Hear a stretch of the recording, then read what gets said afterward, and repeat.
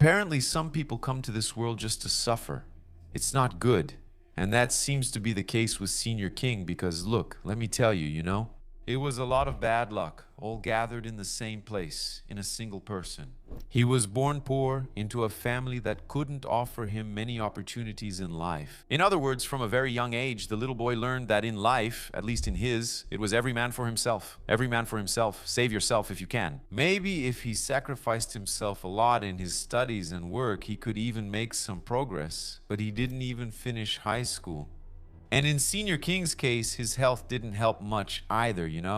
Besides that, to top off his personal misfortune, in quotes, his heart played a treacherous trick on him. Or tricks, we could say, making him fall in love with a complicated person, and from that passion, 2 children were born.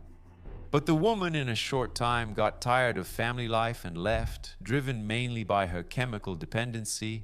After that, social services went there and took the boys because Senior King was not considered a competent father to support and educate his children. He blinked his eyes again and time jumped forward. He was then already in his 40s, prematurely aged, with 2 preteen children and a ton of worries. And worst of all, he was very tired. So, on the night of November 26, 2001, he sat in his favorite armchair there in his living room, leaned his head back, and ended up falling asleep. That's where the firefighters found him hours later, with his body partially consumed by fire and his head blown apart. What happened before, during, and after his death is what I'm going to tell you in today's episode. Because look, it's important for us to know all of this, because all these facts are like the flapping of a butterfly's wings that caused a tsunami in the world. Marcos Campos, welcome everyone here. There are at least 3 episodes each week, Monday, Wednesday, and Friday at 9. Write it down and turn on notifications so YouTube reminds you. Becoming a member also helps me a lot. Like, comment, even an emoji, and let's get to the facts. The story of Terry Lee King began in April 1961 when he came into the world down in sunny Florida. He was the son of Wilbur Eugene King and Thelma Joyce Robinson, a family that didn't have many material resources, but life went on, for better or worse. Terry grew up, met a girl who was very special to him, and ended up getting married, but her name doesn't come into this story. That's because it was a marriage that didn't last long and it didn't result in any children, alone again. So, already in 1985, Senior King was struck by Cupid once again, and this time he got involved with a woman who had 2 names. A certain Janet French, who later changed her identity to Kelly Marin. It's kind of unusual, but that's how it was, okay? What didn't change in the woman's life, we can say, whether she was Janet or Kelly, is that she used drugs, and to support herself, she worked as a stripper at some point, in some club or nightclub. They lived together, and she had separated. Well, she didn't have. There was a father of the famous ones, famous, and also Alex, who was born in '89. However, guys, one fine day, Mrs. Kelly, let's call her that, took off from the house, abandoned her husband, leaving behind a broken-hearted man. And in the end, she couldn't say goodbye. And about drugs, she used drugs she was doing, seeing people inside those 4 walls, inside that home. It wasn't very easy, And it wasn't easy for obvious reasons. It wasn't the drugs that led Kelly to her premature death years later. But for Alex and Derek, who didn't understand the complexity of everything that was happening in any case, that was their family with their father, mother, and brother present. But that quickly fell apart, went down the drain, as we saw, literally overnight. The family stopped existing. Mom left and Dad was left like a headless chicken, not knowing what to do. Working like crazy, desperate, earning little and struggling a lot to support the household and pay attention to the kids, depending on help from others to keep an eye on the boys while he was out working. Yeah, as if life hadn't already been hard enough. Do you remember that I mentioned a health problem with Senior King? They say he was diagnosed with narcolepsy. And to keep you from leaving the video and going to Google to look it up, narcolepsy is a pretty rare neurological disorder. Okay guys, it causes excessive sleepiness during the day, even after a good night's sleep and rest. People with this condition experience really uncontrollable episodes of sleep. Often they deal with dangerous or embarrassing situations because they fall asleep like that, out of nowhere. In other words, it really affects work performance, studies, personal relationships, safety too. Even simple activities like driving, it affects everything, right, guys? And the guy is doing anything. It's like the guy is there doing something and suddenly he falls asleep out of nowhere. In today's world, with 8 billion people, about 3 million or so have this condition. Yeah, in the lottery of bad luck, we can say our senior king was the winner. It must have been a huge challenge to deal with all these nuances in his life, don't you think? And whether he treated this medical condition well, I don't know, okay? Apparently not, though. His financial life was full of ups and downs, with several periods of unemployment, but he kept living life the best way he could. And when his wife left him hanging, the boys were already about 6 or 7 years old. So the Child Protective Services there in Florida, the social services, took Alex and Derek away from their father's care. Initially, they went to live in a shelter, and later on, the brothers were separated and sent to foster homes. That kind of really sad story that we usually see. Sad, I would say, when it's not even worse. In their original home, right? I think you get what I mean. Look, some homes, guys, are good and others are terrible. It's not Alex, folks, and we don't know why. He later went back to live with his father. So even with all these daily struggles, was he at home with his father or with his relatives? Derek, who had spent years with a good family, returned to his father's house in 2000 or 2001. A change that he wanted himself, possibly motivated by childhood memories, some good feeling he had there, maybe a sense of belonging. However, it was undoubtedly a culture shock and a shock in many ways. It's not a step back in terms of material comfort and personal prospects, but hold on, there's still more to this period. So Terry had a friend, a guy about his age, in his 40s, who worked as a handyman, like a jack of all trades, you know? This guy was Rick Chaves. He lived nearby and at first seemed to be a good person, especially because he paid special attention to the King boys, who were at that point around 12 or 13 years old. But Rick wasn't a good guy. Unfortunately, the truth was very different. This Rick Chaves had a very dark past. He was a child sexual abuser, already registered in the United States justice system, even though he hid his character flaws. In other words, he disguised himself well as a good neighbor. He was on parole, just so you know, after serving time for abusing minors. Of course, his behavior wasn't without reason, so to speak. He had his own perverse, ulterior motives. Can you imagine what was happening, man, right under your nose? Terry King, the two boys, Terry's two sons, were split between basic school duties, which were supposed to happen in the mornings and afternoons. They would spend time with this Rick guy. So Alex and Derek, after everything that happened, went back to live with their father. They were very young, weren't they? And psychologically unprepared to face the advances of a cunning, manipulative, sexual predator. Because they were always welcome at Uncle Rick's house, a place where they were introduced to pornography, marijuana, and sex. That's right, guys. That's what Uncle Rick actually had to offer to his friend's children, Mr. King's kids. The boys loved spending their free time at Uncle Rick's house. Actually, it was this criminal who little by little seduced and corrupted the teenagers. There, they could do whatever they wanted. Play video games all day, drink, smoke, watch videos, even adult content. And all that. There were no limits, no prohibitions, or the word no simply wasn't part of Uncle Rick's vocabulary. And that's exactly how another bad chapter began in Mr. King's story. I think I haven't mentioned, but there, around the year 2001, a new phase for the family began, with father and children together again. Things weren't going very well. The two brothers were almost strangers, actually, right? They were still getting used to each other, to their father, and so on. Each King boy had his own story, traumas, and frustrations. Because of that, the situation inside the house was pretty tense. The father was described as a religious man, full of rules, not much of a talker, and very strict with discipline. Much later on, Alex and Derek would even explain that there was no domestic violence in the house, neither physical nor psychological. And they got spanked a lot.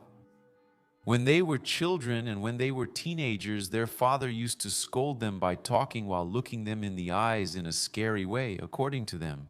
Guys, apparently this is a story similar to what probably happens in many households, right? In short, think about it.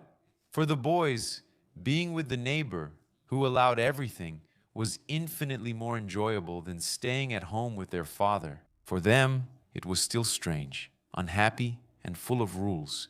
It's also worth knowing that Terry was in the sights of another arrow of love. He really was dealing with all that confusion, I'd say, right? At home, his illness, the financial difficulties, and so on. A woman fell in love with him and a new relationship began.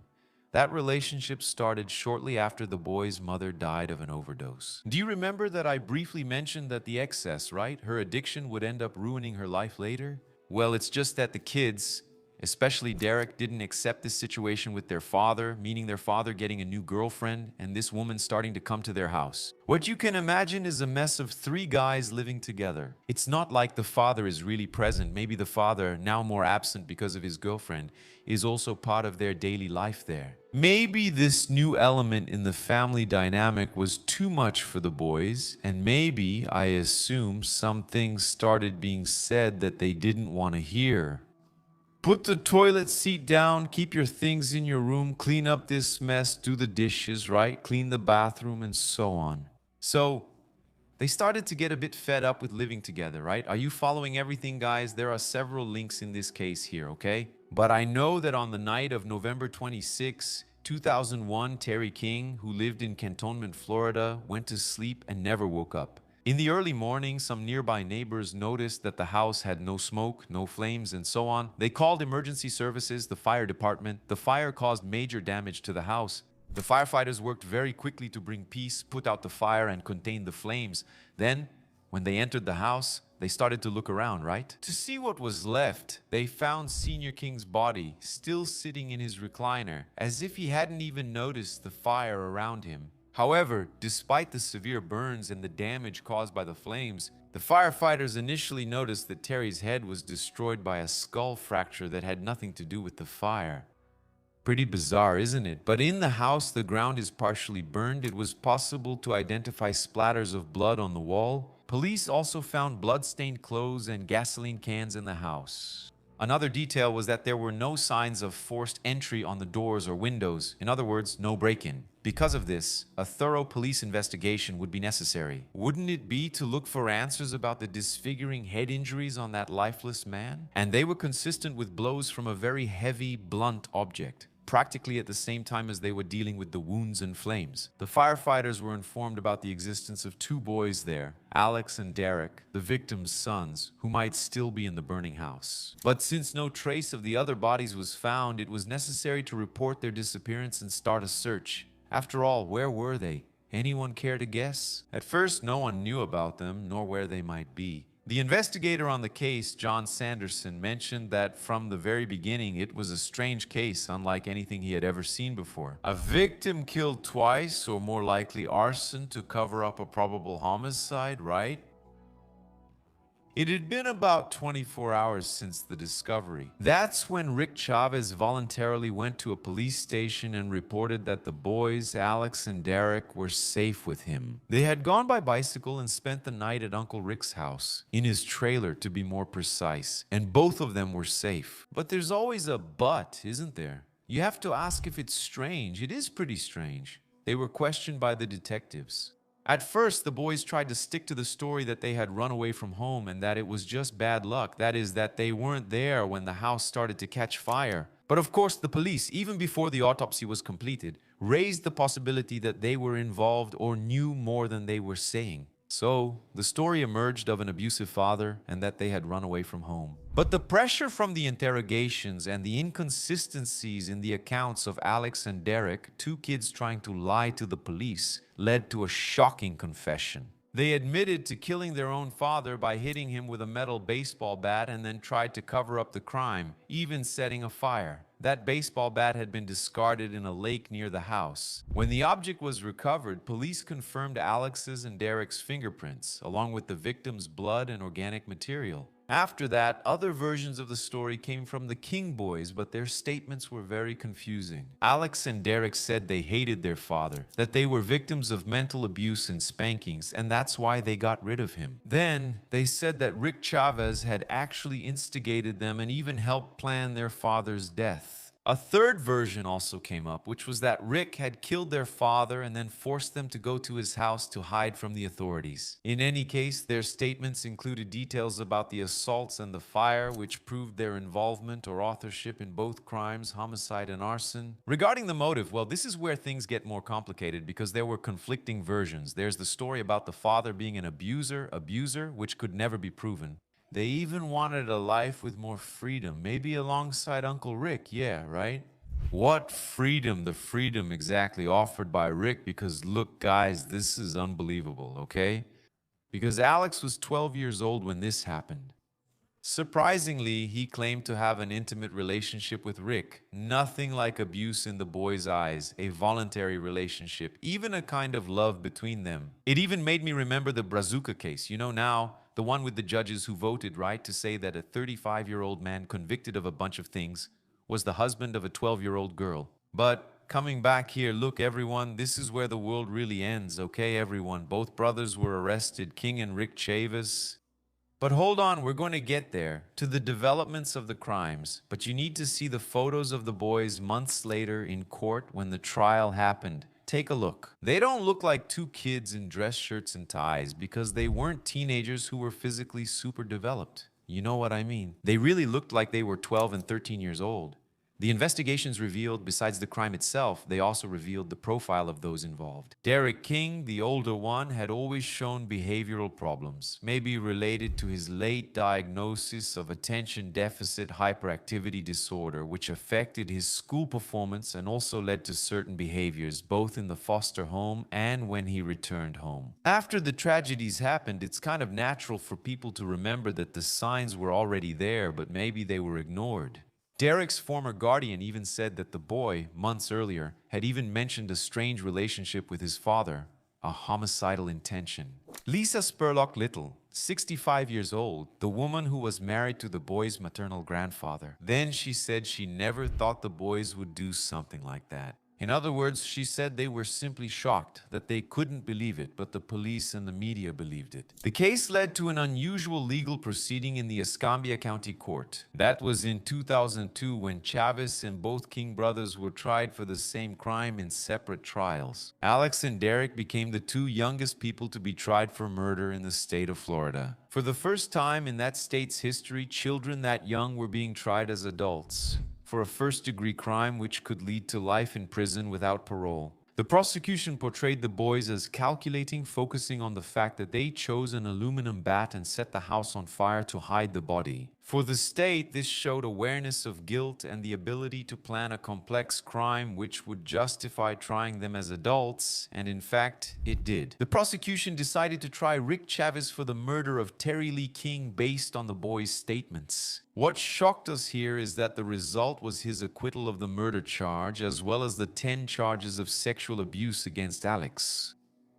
However, guys, he was found guilty of being an accomplice to the murder and also of tampering with evidence. It's also mentioned that he would have answered for that dirty sexual crime against children. Things that came up during the investigation of this case, probably material stored on his computer, photos, things like that. So, that's the summary about this man, the uncle, better said, Uncle Rick. He's incarcerated in Florida, serving his 30-year sentence. And before the court, the King's boys ended up admitting to killing their father, even though they claimed they were influenced by Uncle Rick in the decision to kill their father. Rick's arguments would have been the ones already mentioned, right? That their father was an annoying, uptight guy. But if anything happened to Terry, the boys could go live with him, Rick. In the end, Derek and Alex pleaded guilty to third-degree murder and arson in November 2002. Derek was sentenced to 8 years in prison and Alex received a 7-year sentence. Light sentences compared to what could have happened, right? But the judge took into consideration their young age and the emotional manipulation that Uncle Rick did for months. It's also worth knowing that part of the local population defended them fiercely. Are you considering that they were innocent kids who had been unfairly incriminated? Protests and several complaints were made, and maybe that influenced the justice system and the judge's decision in the case. Unfortunately, after that, a lot of bad things still happened in their lives, okay? In 2005, while Alex was serving his sentence in a juvenile institution, he tried to escape. He was caught, and because of that, received an additional 5-year sentence, but on probation. After his release, Alex moved to Jacksonville, Florida, to live with someone named Kate Medical, who is actually the author of a book about this case. She was, in fact, a stranger at first. Wasn't she the one who supported the King brothers while they were in prison? Alex was back in the news in 2011 when he was arrested after leaving the scene of a car accident. That was a violation of his parole, so he was sentenced to 3 more years in prison. He was released in December 2013 and seemed to be getting his life back on track in a better way now, when he enrolled in a community college and started dating another girl. But he passed away at the age of 35 on April 23, 2024, after being hospitalized for days on life support as a result of a drug overdose. And according to Craig King, their paternal uncle, that would have been the last episode, right, of a long series of similar episodes.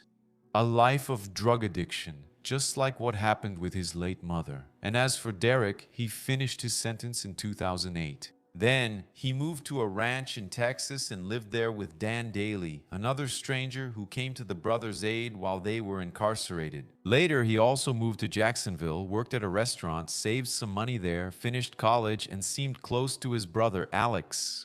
Harassed by countless reporters, he even publicly stated that he regretted killing him. So, books were published, documentaries were produced, and many interviews with the brothers were conducted. Of course, all the sensationalist elements were present. The young age of the killers, the violence of the homicide, the relationship between the victim and the defendants, the story of the neighbor who abused boys, a circus set up to attract the attention of the whole world, a case that became a subject of study for law students. In fact, the case led to changes in the perception of juvenile culpability, the outcome of the case where children were convicted as adults, while the adult, Chaves, Uncle Chaves, Terry Chaves, was initially acquitted of the murder. This then sparked an outcry for reforms, a review of life sentences, even though the King case did not result in a life sentence, right? It fueled. Despite that, the debate led to later decisions by the United States Supreme Court prohibiting mandatory life sentences without parole for minors. Right to transfer hearings.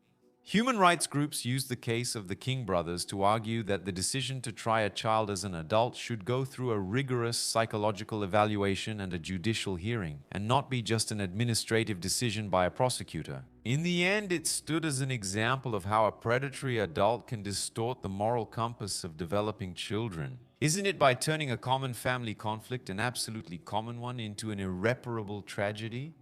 The Florida judiciary came under the scrutiny of millions of people because this case wasn't just about a crime, but about where childhood ends and adult criminal responsibility begins. I just kept thinking here, in the face of all this, why did they want to go back to live with their father? There must have been some good feeling there, right? Then this guy Chaves comes into the picture and dissolves all of that in the juice of his own perversion. I don't know, that's the feeling I got. If they wanted to go back, unless there's something else that wasn't documented, no. But if they wanted of their own free will to go back to their father's house, that's what they expected, right? Was the father being a father, man? Anyway, I want to know your opinion. Leave a comment here and tell me what you thought about this story. I really appreciate your company. A kiss from the redhead. See you in the next episode.